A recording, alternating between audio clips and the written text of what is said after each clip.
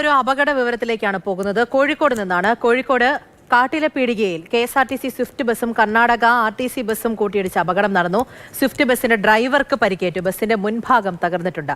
Rahul KV ആണ് വിവരങ്ങളുമായി ചേരുന്നത്. രാഹുൽ, എപ്പോഴായിരുന്നു അപകടം? പൂജ, രണ്ട് ബസ്സുകൾ നേർക്കുനേർ കൂട്ടിയിടിക്കുകയായിരുന്നു. രാത്രി 12:30 കൂടിയാണ് ഈ അപകടം ഉണ്ടായത്. കർണാടക RTC ബസ്സും അതുപോലെ KSRTCയുടെ സ്വിഫ്റ്റ് ബസ്സും ദേശീയപാതയിലാണ് അപകടം. കാട്ടിലെപ്പിടിയ കണ്ണൂർ കോഴിക്കോട് ദേശീയപാതയിലാണ്. രാത്രി 12:30 കൂടിയാണ് അപകടം ഉണ്ടായത്. ഇതിയുടെ ആഘാതത്തിൽ സ്വിഫ്റ്റ് ബസിന്റെ മുൻഭാഗം പൂർണ്ണമായും തന്നെ തകർന്ന അവസ്ഥയിലാണ്. ഒപ്പം തൊട്ടടുത്തൊരു വൈദ്യുത പോസ്റ്റ് ഉണ്ട്. അതിലേക്ക് ഇടിച്ചു കയറാതെ ഈ ബസ് മതിലിൽ ചെറിയ രീതിയിൽ തട്ടി നിന്നു എന്നത് ആശ്വാസകരമായ കാര്യമാണ്.